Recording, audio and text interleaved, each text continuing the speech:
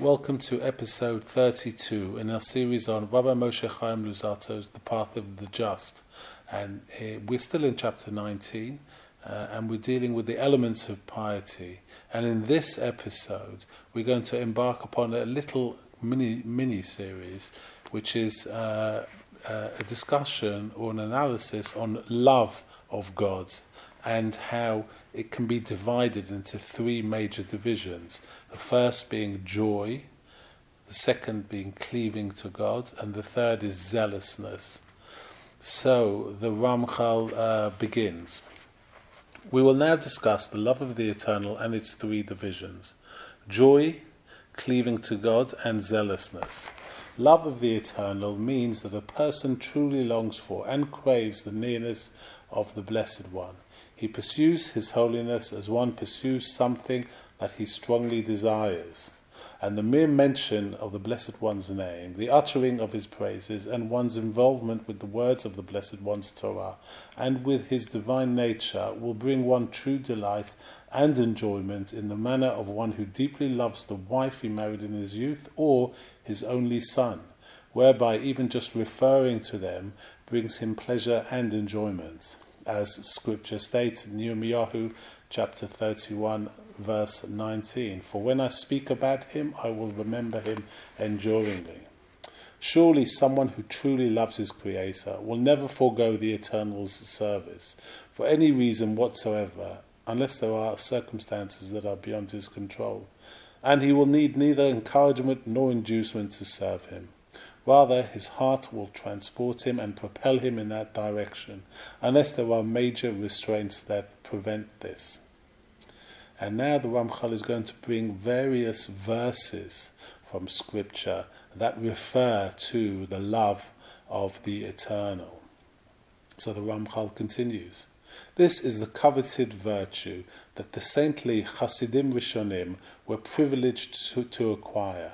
As King David said in Psalms 42, "As a deer cries longingly for the brooks of the water, so too my soul yearns for you, O Eternal. My soul thirsts for the eternal, the living God." And it also says in Psalms 84 verse 3, "My soul longingly yearns for the courtyards of the eternal." And also from Psalm 63, "My soul thirsts for you, my flesh pines for you." All of this derives from intense pining for the Blessed One, similar to what the prophet has said in Yeshayahu 26 verse 8. "The craving of the soul was for your name and your remembrance." And it also says in Yeshayahu 26:9, "My soul yearns for you at night. As long as my spirit is within me, I will seek you out." King David also said in Psalms 63 verse 7, "I remember you while upon my couch. In night watches I will meditate upon you."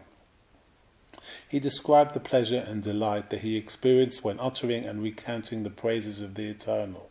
And he said, also in Psalms 119, "I will delight in your mitzvot which I love." And furthermore in that same Psalm 119, "Indeed your testimonies are my delight." Now the Ramchal is going to describe the manner of which we should love the Eternal. Like he describes it, loving the Eternal should be as natural as the love of a son for his father. So the Ramchal continues.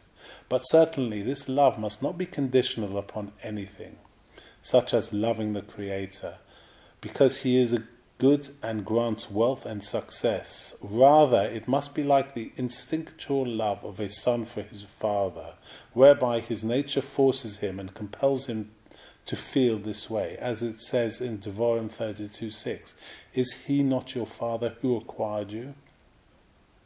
The test of this type of love comes in times of distress and suffering. Our sages of blessed memory have said in Brachot 54a, "You shall love the Eternal, your God, with your whole heart and with your entire being, even if He takes your life. And with all your might," that's from Deuteronomy 6:5, means with all your monetary possessions. So now the Ramchal is going to describe two responses to suffering. The first one is that whatever happens to a person is for his own good. So the Ramchal continues. However, in order that suffering and distress should not give rise to difficulties and obstacles that would hinder one's love of the eternal, a person must give himself two replies. The first one applies to all people equally, while the other applies to sages who are of profound wisdom. The first reply is that everything that proceeds from heaven is for the good of man. That's based on Brachot 60b. This means that even the kind of suffering and distress that appears injurious to a person is in fact truly good, as in the case of a doctor who cuts away at the flesh or amputates an infected limb in order to heal the rest of the body and prevent the patient's death. Even though the act seems cruel, in reality it is an act of compassion that is concerned with the ultimate good of the patient, and the patient will not cease to be devoted to the doctor because of what occurred. On the contrary, he will be even more devoted to him. And likewise, when someone envisions that everything that the Holy One, blessed be He, has done for him is for his own good, whether this relates to his person or to his financial situation, even though he may not be able to perceive or understand how this is so, yet nonetheless it is so, his love for the eternal will never be weakened by distress or by suffering of any sort. On the contrary, it will intensify and it will steadily increase within him. However, those of true wisdom have no need even for this rationale, for they are not concerned with themselves at all. Rather, all their prayers are aimed at enhancing the honor of God's name and pleasing Him.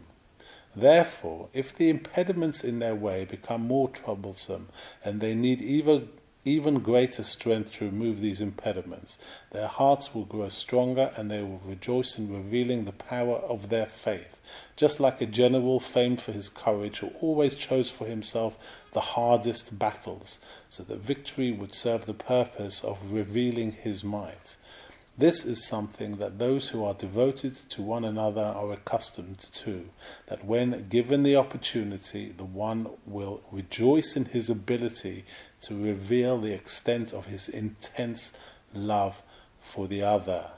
So I'm going to pause there and stop there for this episode, because we're going to now, in the next episode, discuss in detail each of the three divisions of love of the eternal. But it's worth perhaps having a thought or two about what we just spoke about, how if we are to better ourselves, and if the purpose of ourselves being here is to refine our souls, we must, if God takes time to guide us and discipline us, we must feel honoured rather than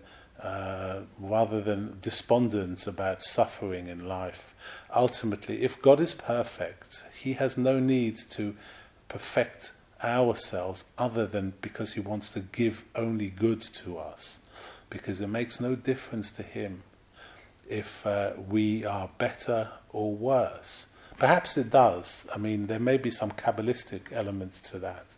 But ultimately, if God is all-powerful and all-good, He's doing it all for our benefit. And it's a very unselfish act on His part. He's taking every effort to guide us. When we give up, He doesn't give up. He still thinks, He sees the potential within ourselves.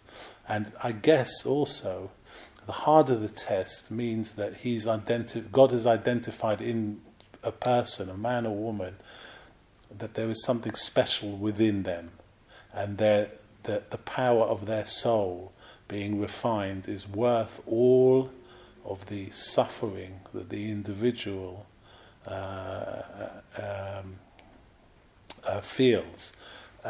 So we must, sometimes the more suffering that we receive, perhaps we are placed higher in God's eyes, if you know what I mean, in terms of our potential and why we are going through this suffering. So I guess ultimately we have to consider ourselves as fighters in God's army. Maybe there is some metaphysical battle that goes on in Shamayim, in heaven, that we are unfortunately not aware of exactly what is going on. But there is some battle, perhaps between good and evil. And if we are being refined, it is having an effect in this battle. So we have to consider ourselves soldiers of God, in the army of God. And therefore, we must consider our suffering as being some sort of, having some sort of positive effect somewhere. And we must accept that sometimes the most elite of God's soldiers, like the soldiers in this plane of existence, the highest elite squads are given the roughest training, and they are put through far more than an average squaddie or one of these traditional soldiers. So sometimes you have to look at life that way. So in the next episode we're going to start with we're going to describe the three divisions of love of the eternal.